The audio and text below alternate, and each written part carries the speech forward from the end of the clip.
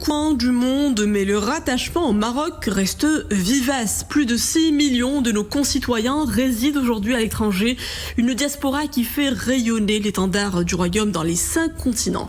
Ce 10 août, c'est leur journée, l'occasion de mettre à l'honneur ces générations de Marocains du monde et leur contribution à la dynamique économique nationale. En 2025, les transferts de fonds des MRE ont atteint plus de 122 milliards de dirhams, un niveau record. Mais ce lien avec le pays ne se limite plus aux vacances estivales, il se traduit aussi par l'investissement et la création de valeur. À Oujda, 2 Marocains établis à l'étranger ont choisi d'investir dans leur région d'origine. Abdelkrim Khaïsi est à la tête d'un complexe hôtelier.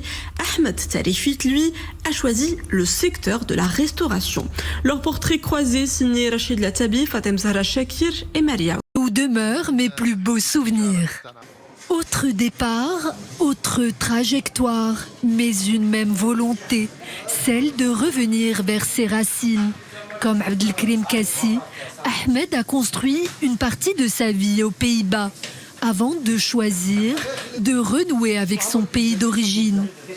De retour au Maroc, il transforme son expérience en projet, en investissant notamment dans la restauration. Une manière pour lui de conjuguer réussite personnelle et attachement au pays. Nous avons choisi de mettre au service du Maroc toute l'expertise que nous avons acquise dans notre pays d'accueil, les Pays-Bas, avant de contribuer au développement de notre région et à son rayonnement. Pour ma part, j'ai investi dans plusieurs restaurants et cafés avec l'ambition de faire au mieux pour satisfaire les clients et leur offrir une expérience optimale. 2 parcours, 2 histoires, mais une même fidélité à la terre natale. Après avoir construit leur vie loin du Maroc, Abdelkrim et Ahmed ont choisi d'y revenir pour s'y ancrer autrement. Car parfois partir permet de réussir ailleurs.